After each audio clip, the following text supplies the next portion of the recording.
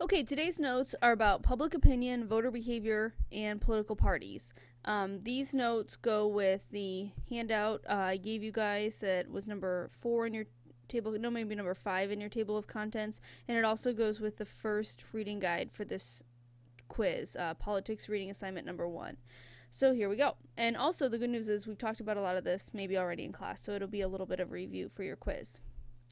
So first off, public opinion is what we think. It's what the people in America think about political topics, social issues, things like that.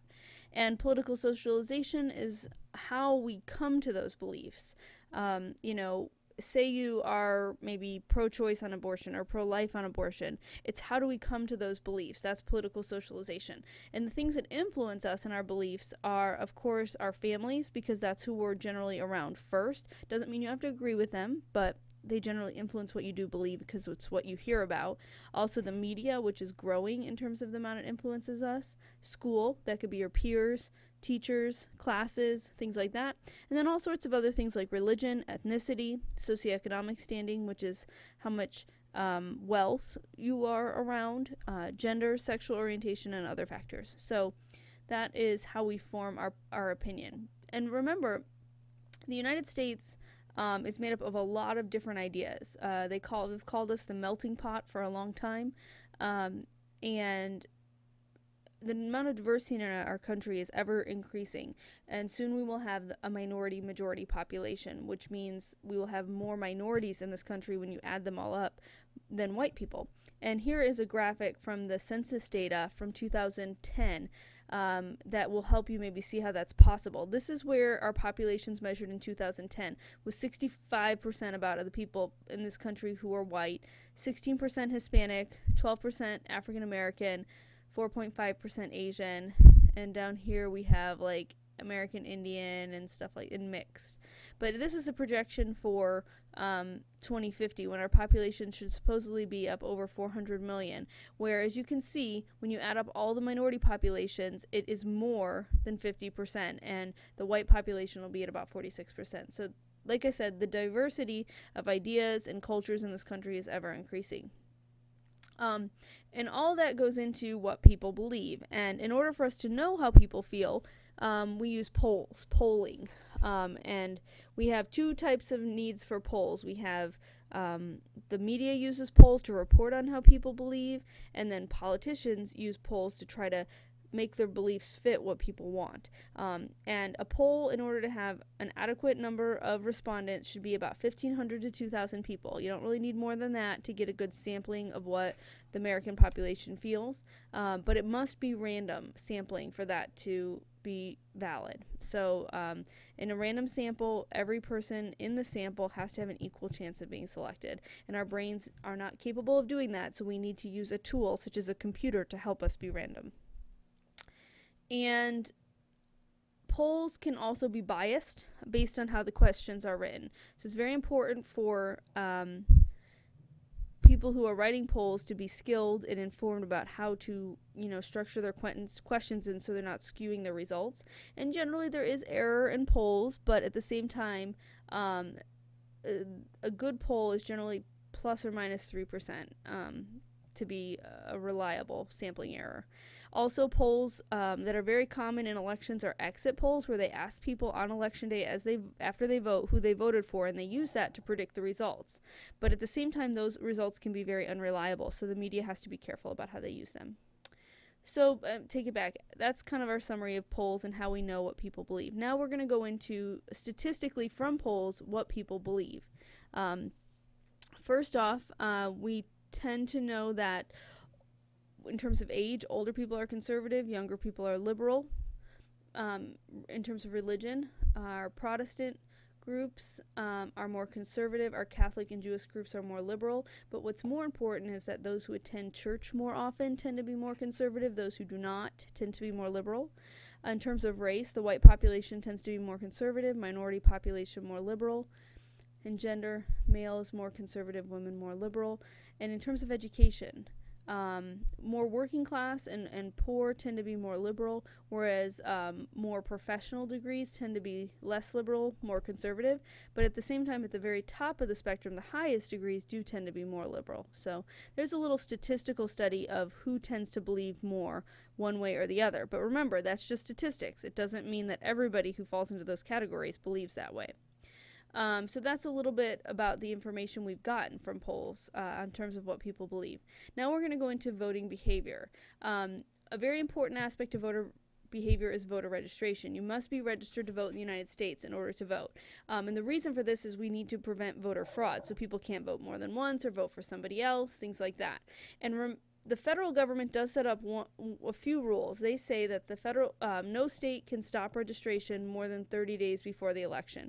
The state might like to stop registration because they need time to get everybody's information into the data, maybe like 3 months in advance, but that would limit people's access. So they say a state can stop voter registration 30 days before federal elections, but not before that. Now, some states allow same-day voter registration, but not all, because some states are not organized enough to be able to keep people's registration together without enough time to do that. But a lot of the reason people don't vote is because they don't know how to register, or they forget to, or they forget to update their registration.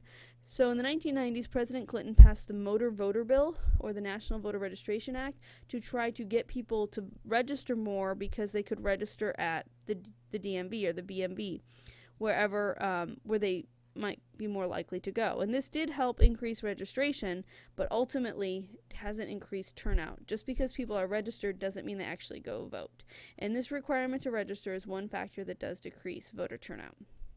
Here is the history of improvements in access to voting, because we know that when our country began, they didn't have a great record on allowing people to vote. So the first improvement came after the Civil War, where the 15th Amendment was passed to give the right to vote regardless of race, color, or servitude.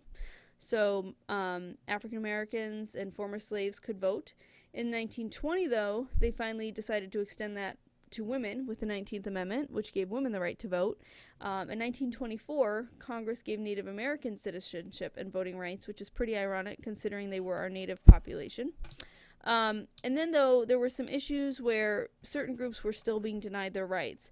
The 23rd Amendment was passed to give Washington, D.C. right to vote in presidential elections. They got their 3 electoral votes. The 24th Amendment was passed to ban poll taxes, which were being used in the South to charge people to vote so that minorities and poor people wouldn't vote. And also, in 1965, the biggest improvement was the Voting Rights Act of 1965, which removed all those literacy tests and Jim Crow laws that were being used to stop people from voting in the South. And last but not least, the 26th Amendment extended the voting right to citizens who were 18 and older instead of 21 and older. This was based on the idea that if you could die for your country, you should be able to vote about, having to go to war. So there's some improvements in voting so that we're now a little bit better off. But people still don't vote, believe it or not. A lot of people don't. Our voter turnout is pretty low.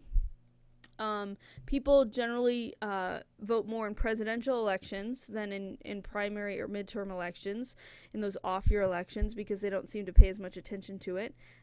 They also vote more in those national elections than our local elections, which is kind of ironic because the local elections actually tend to affect your daily life more. Who's the mayor, who's on city council, who's on school board, things like that.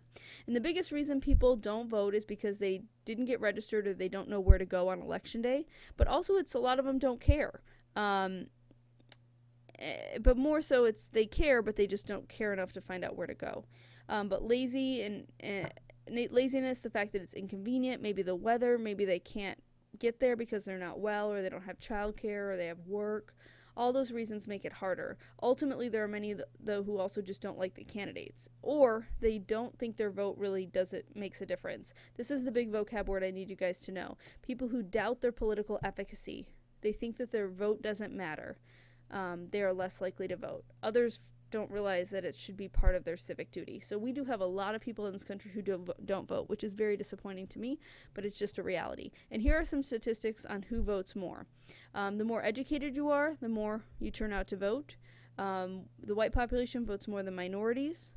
Women statistically vote more than men. In terms of income, the more money you make, the more you're likely to vote. And then also the older people are more likely to vote. So these are a little bit of statistics on who is more likely to vote. And then in terms of voting, how do we decide who to vote for?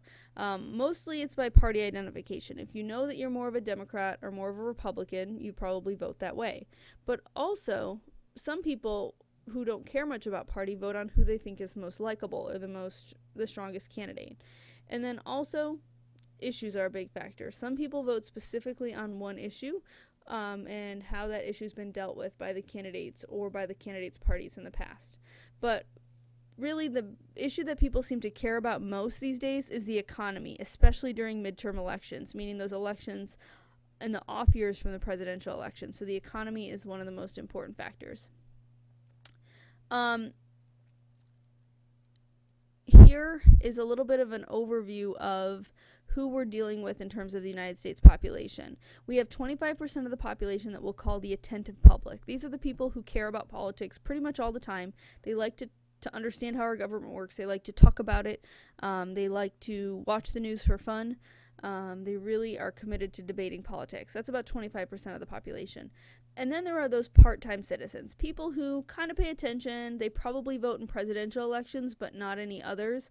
And they're just not generally interested in the topic. They pay attention if they have to, but they don't really discuss it for fun. That's most people, part-time citizens. But lastly, 35% of the population are the non-voters, people who aren't interested, they don't care, and they don't vote really unless there's maybe something that really stands out to them. There are also groups of people they call them political know-nothings, people who just don't even know what's going on. They're kind of a subset that aren't really included here. So that's a summary of who votes and things like that. I'm going to pause here, and then there'll be a separate video going into political parties.